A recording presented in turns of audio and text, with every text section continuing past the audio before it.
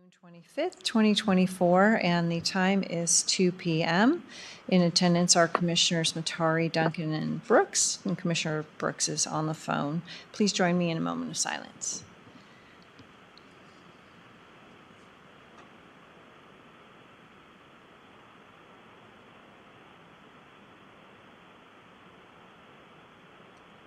All right, and the Pledge of Allegiance. Mr. Green, would you like to lead us in the pledge?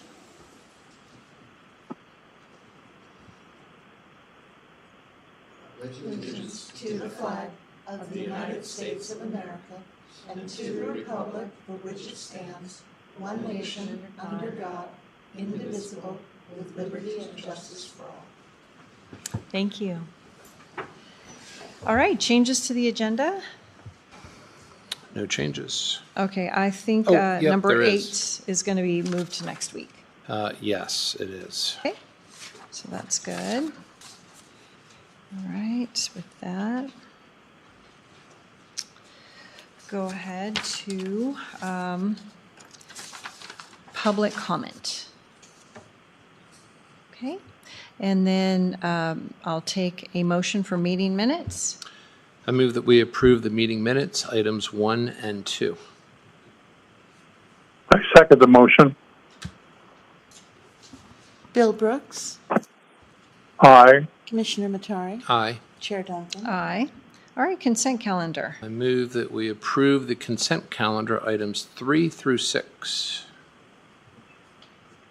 I second the motion. Bill Brooks, Aye. Commissioner Matari, Aye. Chair Duncan. Aye. And payables. I move that we approve the payables list, June 17 through 21, 2024, in the amount of $1,045,605.24 and $13,404.85 in jury panel payments. I second the motion. Bill Brooks, Aye. Commissioner Matari, Aye. Chair Duncan. Aye. All right. Item 9, which is the termination of ground lease AAL 2022, and this is 1,400 lot realignment and 33 wolves. Ms. Stevenson, please. Good afternoon, Commissioners. Kim Stevenson with the airport for the record. We are requesting a termination of ground lease AAL 2022-1400 for 33 wolves. This is one of our large lots on the north side, and while not our original intent, we are splitting the lot in two and requesting those changes next. So the termination will lead to the two lots below. Okay. Questions, motion. I move that we approve the termination of ground lease AAL-2022-1400 for lot realignment with 33 Wolves LLC in the airport. I second the motion. Bill Brooks, Aye. Commissioner Matari, Aye. Chair Duncan. Aye. All right. Do you want us to handle 10 and 11 together or just separately, Kim? It'd probably be easier if we handled them together. Okay.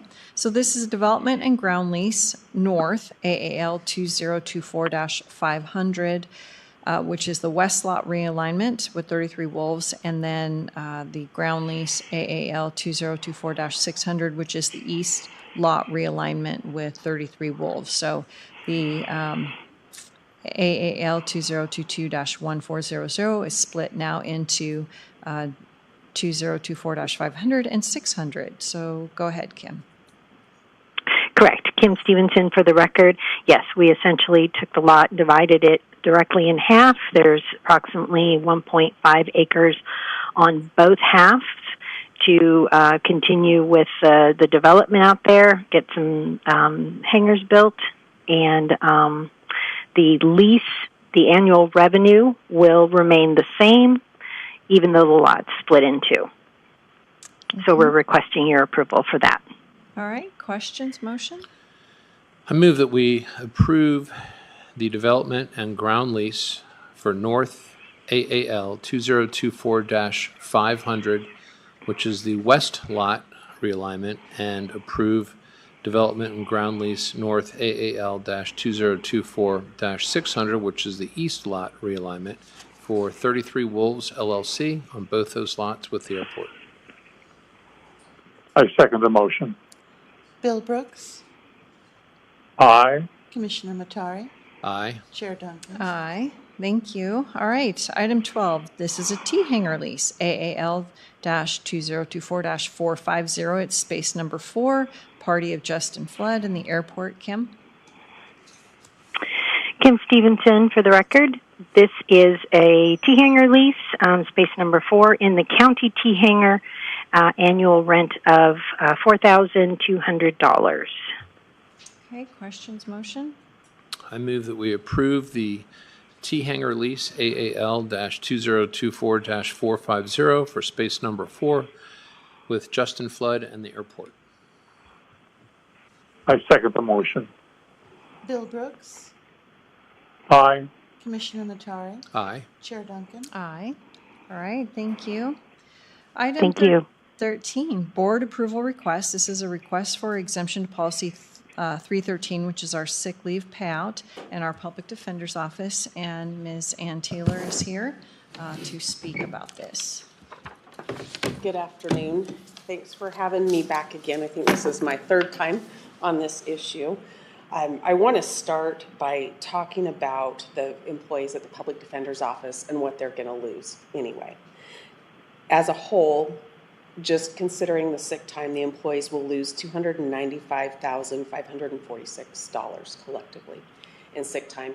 That sick time is a policy that we've all enjoyed working for the county, that's there for our benefit so that if we get sick or need to take care of a loved one, that's there. Employees going forward with the system will have 40 hours only, and we'll have to build from there. So this amount, this nearly $300,000 that was a benefit, is going to be lost by the public defender employees. We're asking for the exception to policy, as we've talked about before. The numbers have been recalculated to take into consideration a handful of people that this won't apply to, that won't be with the county at the end of the time that we're county employees. Additionally, we looked at what vacation time we have pending. The county has to pay out all of the vacation time in one way or another, but there are about 90 days of vacation time over the entire office that will be used before any payout happens, and so those get paid at their same rate of pay. So that equals about $34,000, almost $35,000 for the 90 days of vacation that people within the office will use. Additionally, this week we've had one other employee that will not be going forward with the state, and that would account for about a 40-hour vacation payout that will not happen now because those vacation hours will not be accrued by the time that person leaves. So I wanted to let you know those bit of updates and to remind you that there will be one more quarter of Latah County billing. So the ask for the exception to policy has dwindled from the original ask, but it remains the same sentiment that these were employees that didn't ask for this to happen. And I think good faith is really important to keep the morale up. They are facing some very tough transitions. There's a new software system that's being launched, and that is not an easy process at all. And I think this would help. Okay. Bill, do you have any questions? No, I don't. This is one I find interesting. I am generally opposed to paying out sick time that hasn't been used. It's not there for a bonus, it's there for sick time. But I think this might be an exceptional case. I'd like to hear what you and Bruce have to say about it. Okay, Bruce? My only concern with it is the fact that, we are looking at, one, we're short on our budget, and two, the fact that the conflict attorneys are going to be significantly more expensive. And, that's something that we're going to have to pay as well because people are leaving. And there's no guarantee that by imposing something like this, people will actually stay. In fact, I think we've been getting resignations even as recently as today. And so the intent of something like this is to have the outcome that we want. And in this particular situation, we would want everyone to stay. And I don't see that happening. I think people are going to leave irrespective of that, and then it becomes more of a bonus as opposed to something that's going to keep them with the department. The other problem with it is that it doesn't keep them past the 9/30/24 deadline or date that it transitions over. If this was something that where people said, we'll get you to stick around for 6 months after the new department is, or after the department is taken over by the state, and allow for a transition, because maybe people's expectations of what the state is going to do were overblown. Maybe the state is going to come in and it's going to be as good or maybe even better. We don't know that. But to give this amount of money, and I appreciate what you're doing for your staff, but to give it to them without the commitment that they stay longer than the transition, I'm just leery of it. I'm afraid that it could end up becoming something that we're giving people who are planning on staying, and there's no real incentive. It's not enough of an incentive to get people to stick around for a long enough period of time, at least for the transition to be completed. If they stay through 9:30, that is through the transition time. And then their 40 hours goes to the state, their sick time of 40 hours to be used then. My ask, I don't think I could have asked this county to hold this over past this budget year to try to encourage people to stay for 6 months in the new system. I don't think the county budget works that way. At least that's never been my understanding. Yeah. So I think this is kind of a now or never thing. As far as being over budget, I understand that the conflict budget is going to go over, is projected to go over what was allotted, but the in-house public defender's office budget is not projected to go over. In fact, the county is using grant funds to pay out the required vacation and then the sick that would go into the bank. And so those things are already covered by grant funding, I think, quite frankly, that I wasn't sure was going to happen before. So I don't think my personal department is over budget. The only thing I can control is sending cases out for conflict for excessive caseload. That's the only one that I can control. Yeah. The real conflicts that are conflicts of interest because there are parties that oppose each other, I can't control that. Those have to go out. How the conflict lawyers bill, I have no control over any of that. I don't see those bills. That's not my business. That's why we have conflict people to do that work. So our personal budget is not over budget.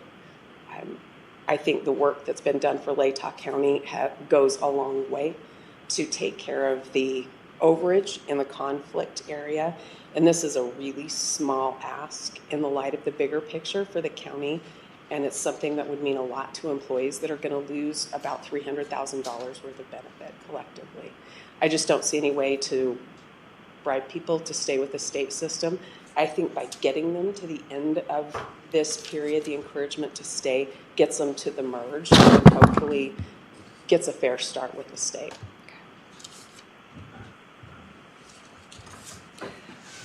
Yeah, I mean, this is a $60,000 ask, and if all the projections come out, then there's still $284,781 of the ops budget that's going to be left returning to the county in the amount of fund balance. So I think this is just an unfortunate situation, and I've asked over and over again to everybody who will listen to me to do something different during this transition, and none of that has come forward. So I would be in favor of this. Obviously, the payout wouldn't happen until September 30th, when the separation completely happens. So again, compared to all the payouts that's going to happen, this is very, very small in the scheme of things. So I would be in favor and support this, just to show that we're not kicking them to the curb. We're not, I'm not happy about the transition at all, and I would like to do whatever we could, even if it's small, to help people stay. Have you asked the state what they're willing to do to keep people? I haven't had a lot of responsiveness for questions I have asked the state. And what did you ask them? I early on talked about my fear that people would leave. I've asked about when they'll know about their wages and their job security. I've asked that employees be treated like the huge asset they are. You can't do public defense without employees. Most recently, I've asked about the software system and what it means for our office and for carrying out our work while we're still county employees. And that, I sent a second email yesterday. The first one went unresponded to. I have never had a response from it. Somebody else in my office got a response, but I personally have had no response at all from it. So my ability to advocate for people within the state system is non-existent. So it sounds like they generally are not really concerned about that, given No. the lack of response. And I asked the same thing, and his response to me was, it's up to the counties. It's up to the counties It's for up to what? the counties to retain employees until they're taken over by the state. Okay, so it sounds like they're not that concerned about what is handed off to them. I'm just concerned about the people that work there, that are dedicated. And okay, but are you concerned in the sense of keeping them there, or are you concerned in the sense of it's a benefit that they're going to lose, and you want to be able to give them as much of that benefit as possible? I'm concerned for what they face. We've all been given a situation nobody wanted. They're making some tough choices right now. I care about them as people, and this is not easy. Yeah, well, I can appreciate that.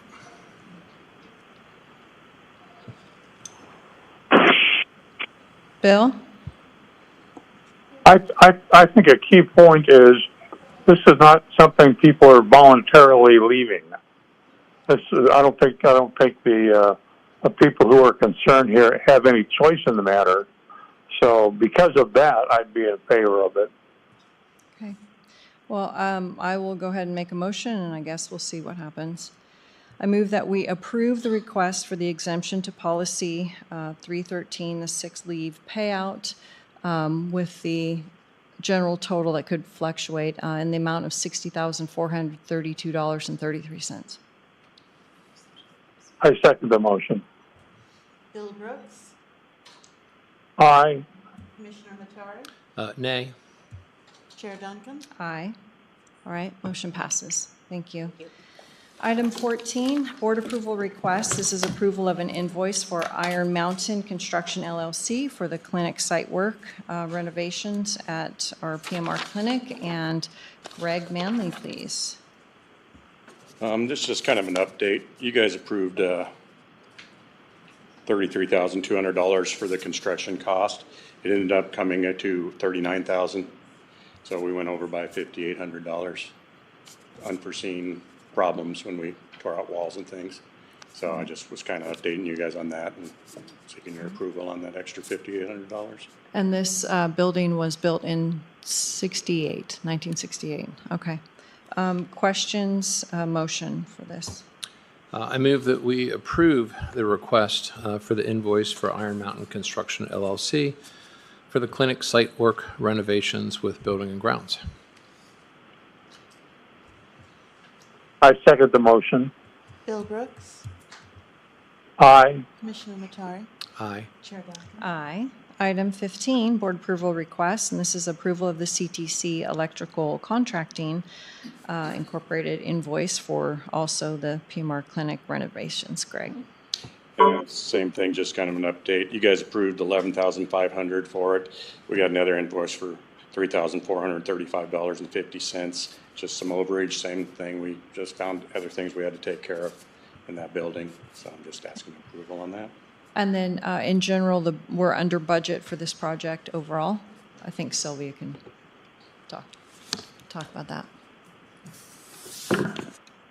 Sylvia Proud for the record. We will be, once we look at what we had put in our initial account for the startup with PMR and any renovations, and then our contracted medical services will come in under. So overall, we'll have the savings. The project for the renovations is coming up over because of the age of the building and the expectations by the city. And so when you open up those walls, you see some things, and then you got to bring it up to current standards. So that's the overages that we've been experiencing. But I see those two line items will balance themselves out. All right. Questions, motion? I move that we approve the request for the CTC Electrical Contracting Inc. invoice for the clinic renovations with building and grounds. I second the motion. Bill Brooks, Aye. Commissioner Matari, Aye. Chair Duncan. Aye. All right, item 16, board approval request, and it's request to purchase a vehicle with our Parks and Waterways Department. Mr. Snyder, please. Good afternoon, Commissioners. Nick Snyder for the record.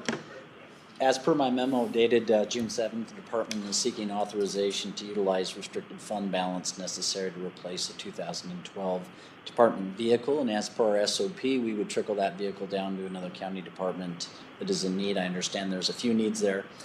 Finance Director has confirmed that those funds are available, and if should you approve today, we will withdraw a request from fiscal year 25 for that vehicle purchase as well. Okay. Questions for Nick? No, we've talked about this, so all makes sense. All right, motion, please. I move that we approve the request to purchase a vehicle with Parks and Waterways. I second the motion. Bill Brooks, Aye. Commissioner Matari, Aye. Chair Duncan. Aye. All right.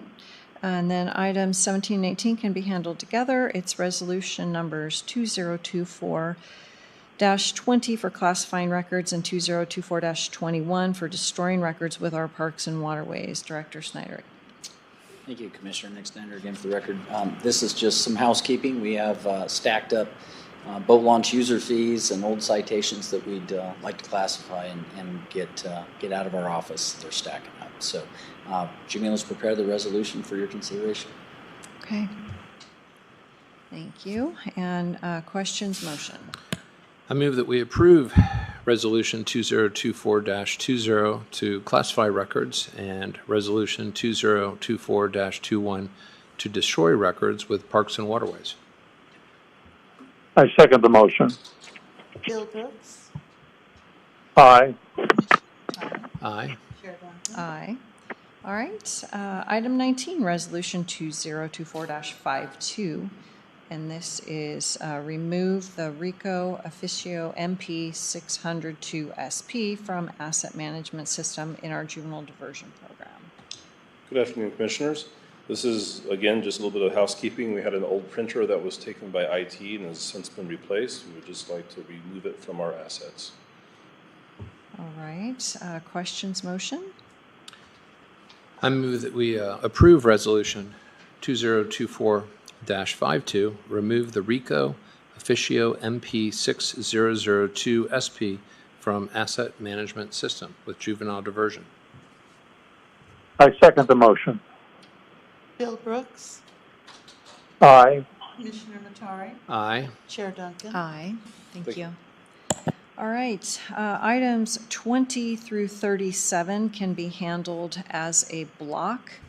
And what this is it's a board approval request for notice of intent not to renew contracts. And these are with our public defender conflict attorneys. And there are several of them. 37 or 38? 37, because 38 is actually a separate contract, and that's the conflict administrator. So I want to handle that one separately. So with that, I would take questions or a motion.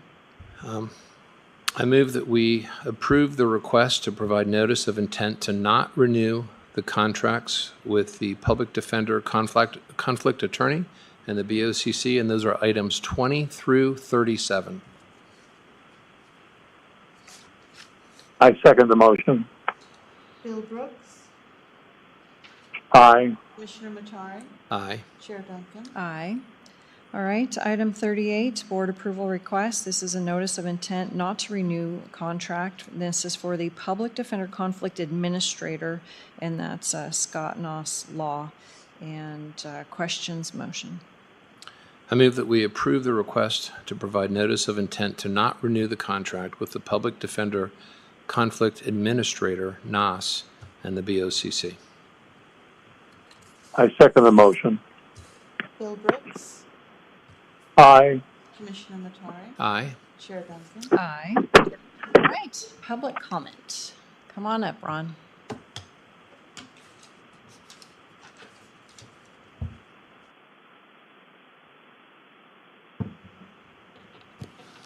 Good afternoon, Ron Hartman. As a property owner that pays taxes and watching a budget that's overrun, I find it appalling that you pay people for 6 days that aren't used. It's not supposed to be a bonus. That's there in case they were sick. I've never seen such a policy. And you eat the elephant in little bites. Oh, it's just a little bit of money. It's a little bit of money here, it's a little bit of money there. It all adds up. Thank you. Can I ask what budget you're talking about that's overrun? These funds would go back to the general fund, right? And then they could be carried forward to the next budget? Yes. That's the way I'd use it. Okay, but it's not overrun, it's just carried Yeah, forward. it's funds that could be found to help resolve the problem you're looking at now. And you Well- could have used it that way. What problem are we looking at now, Ron? You're over budget. You got a budget meeting at 3 o'clock. You're over what you're bringing in, right? Over the asks for the Yes. departments are over what we have. Yes, So, thank you. Yes. Thank you for your comment. thank you. All right, anybody on the line? Okay, 2:27, meeting adjourned. Thank you all.